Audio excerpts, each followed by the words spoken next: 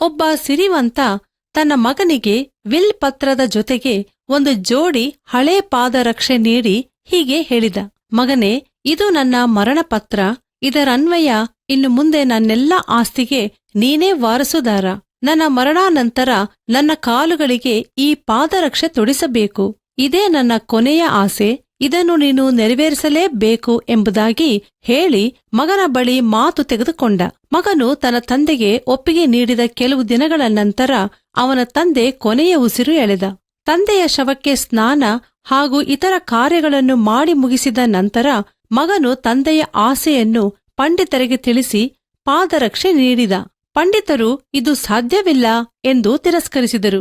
ಆದರೆ ಮಗನು ಪಟ್ಟು ಹಿಡಿದ ಮತ್ತು ಜಗಳ ಹೆಚ್ಚಾಯಿತು.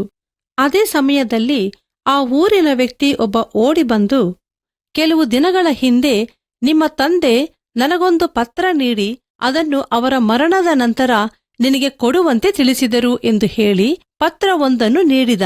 ಆ ಪತ್ರದ ಒಕ್ಕಣೆ ಹೀಗಿತ್ತು: ಪ್ರಿಯ ಮಗನೇ, ನೋಡಿದೆಯಾ?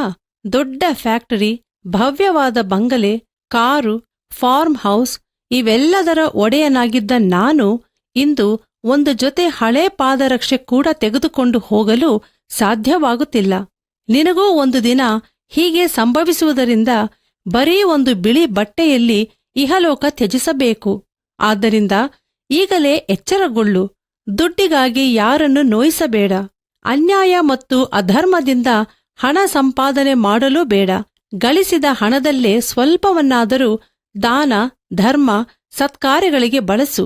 ಯಾಕೆಂದರೆ ಸತ್ತಾಗ ನಿನ್ನ ಹಿಂದೆ ಬರುವುದು ನಿನ್ನ ಸತ್ಕ್ರಿಯೆಗಳೇ ಎಂಬುದಾಗಿ ಬರೆದಿತ್ತು. ಇದು ಎಷ್ಟು ಸತ್ಯವಾದ ಮಾತಲ್ಲವೇ ಪ್ರಿಯರೇ? ಅವರ ಸುಕೃತ್ಯಗಳು ಅವರೊಡನೆ ಬರುವವು ಎಂದು ಬೈಬಲ್ ಹೇಳುತ್ತದೆ.